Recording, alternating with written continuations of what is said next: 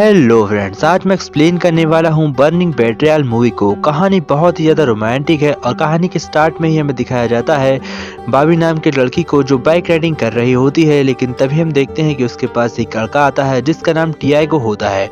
फिर बॉबी टियागो के साथ चली जाती है और उसके साथ काफ़ी समय बिताती है। हर एक पल बहुत ही खुशी का पल होता है। सुबह उठते ही बॉबी अपने आस पास देखती है तो टियागो उसे कहीं नजर नहीं आता है। फिर हम देखते हैं कि टियागो आता है और उससे पूछता है क्या तुम ठीक हो। फिर दोनों एक दूसरे को किस करते हैं और फिर से एक रोमांटिक पल स्टार्ट हो जाता है। टियागो बॉबी का बॉयफ्रेंड होता है और ये लोग 5 साल से रिलेशनशिप में हैं, इसलिए इनकी शादी होने वाली होती है। हम देखते हैं कि इनके मैरिड के दिन बॉबी की बहुत अच्छी फ्रेंड जिसका नाम पैट्रिसिया होता है वह उसके पास आती है और उसके लिए ड्रेस डिजाइन करवा रही होती है। तभी टियागो बॉबी को कॉल करता है और उससे कहता है मैं कोर्ट में केस लड़ रहा हूँ। बॉबी यह सुनकर फौरन वहाँ पर जाती है और वह देखती है कि टियागो बहुत ही आसानी से इस केस को जीत रहा होता है। फिर हम देखते हैं इस केस के जज यानी कि मार्को एक बहुत ही सेंसिटिव लड़का होता है और वह अपने आप को बॉबी के लिए काफी कंफर्टेबल समझता है, इसलिए वह बॉबी को इशारे देता है। बॉबी भी उसे इशारे करती है और फिर वो दोनों बाहर वहाँ पर लौट आते हैं। इसके बाद उन दोनों की मुलाकात नहीं होने वाली थी। बॉबी अपनी माइट को लेकर बहुत खुश होती है, इसलिए वह एक नाइट क्लब में जाती है अपनी दोस्त पैट्रिसिया के साथ। वो दोनों वहाँ पर बहुत सारी ढेर सारी मस्तियाँ करते हैं। इतनी देर में बॉबी के पास एक लेटर आता है। बॉबी जब उस लेटर को खोलकर देखती है तो उसमें कुछ फोटोज होती हैं जो कि उसके एक्स की होती हैं। वह किसी और लड़की के साथ पिछले 4 साल से रह रहा है और यह बात बॉबी को बहुत दुख पहुंचाती है क्योंकि बॉबी की जल्द ही उसके साथ सगाई यानी कि शादियां होने वाली थी और बॉबी अब उसे शादी नहीं करेगी।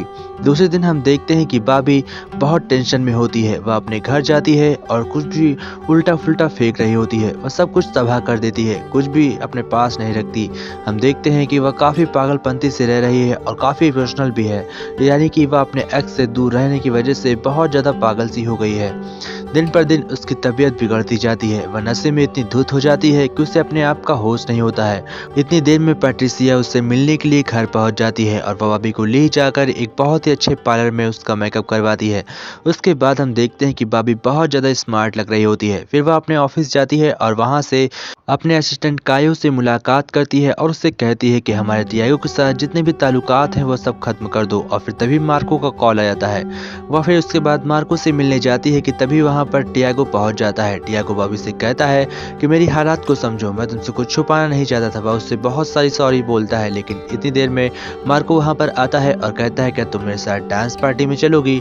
हम देखते हैं कि वह उसके साथ डांस पार्टी में जाती भी है। बॉबी और मार्को बहुत मस्ती करने वाले थे, लेकिन बॉबी वहाँ से फौरन चली जाती है क्योंकि टियागो का जानने वाला वहाँ पर कोई पहुँच जाता है। बॉबी अपने घर लौट कर आती है और वह कायो को कॉल करती है। कायो उसके घर पर आता है और वह बॉबी को किस कर लेता है, लेकिन बॉबी उसे रिलेशनशिप रखने से इनकार कर देती है।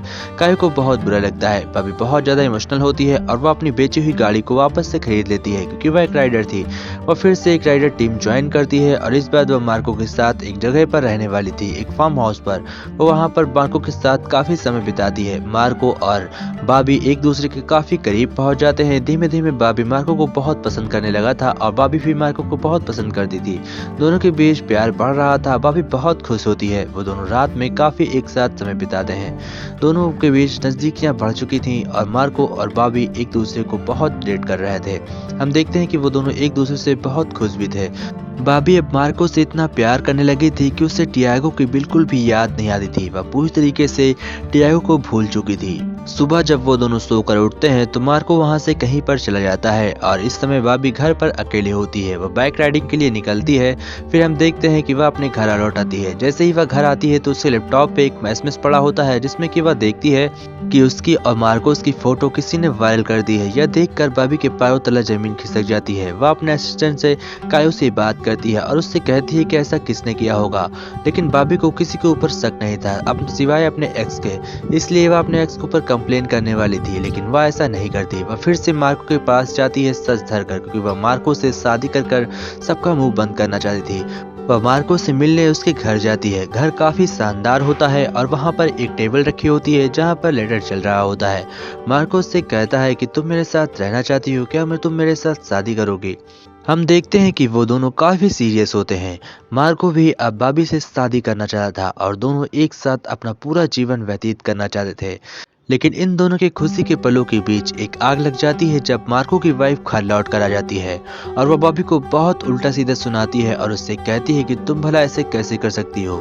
इस बात को सुनकर अब बॉबी का दिल फिर से टूट चुका था। वह फौरन अपनी गाड़ी लेकर वहां से निकलती है और उसका एक्सीडेंट हो जाता है और उसकी जब आँख खुलती है तो वह हॉस्पिटल में होती है। हम देखते हैं कि हॉस्पिटल में मार्को उसे फूल देने आता है और उसके बाद कायो पहले से बैठा होता है। सभी उसकी देखभाल कर रहे होते हैं। इतनी देर में पैट्रिसिया वहां पर आती है और वह उससे कहती है कि अब हमें घर चलना चाहिए, यानी कि बॉबी ठीक ठाक होती है और वह अपने घर को लौट आती है। हम देखते हैं कि मार्को बॉबी एक दूसरे से काफी बात करते हैं, लेकिन मार्को की वाइफ काफी ज्यादा सैड होती है। वह टियागो से मिलकर कुछ प्लान कर रही होती है क्योंकि वो दोनों अब एक साथ हो चुके थे, क्योंकि मार्को ने और बॉबी ने उन दोनों को धोखा दिया होता है। मार्को और बॉबी एक दूसरे से काफी करीब होते जा रहे थे और ये दोनों सीरियस शादी करने वाले होते हैं। तभी टियागो बहुत ही बुरी हालत में कायो के घर पहुंच जाता है और उससे कहता है क्या तुम मेरे लिए एक छोटा सा काम कर सकते हो, क्या तुम प्लीज मेरे लिए बॉबी को किडनैप कर सकते हो। कायो अपने टियागो को अपना भाई मानता था, इसलिए वह हाँ कर देता है और फिर वह जाकर सीधा बॉबी के पास जाता है और उससे कार में बैठा कर एक जंगल में ले जाता है और तभी वहां पर गाड़ी रोक देता है। वहां पर पहले से ही टियागो खड़ा होता है जिसके हाथ में एक गन होती है। टियागो उसे मारने वाला होता है कि कायो ऐसा करने से उसे रोकता है, लेकिन वह जब उसके हाथ में गन होती है तो वह कायो की भी नहीं सुनता। बॉबी बार बार कह रही होती है ऐसा मत करो।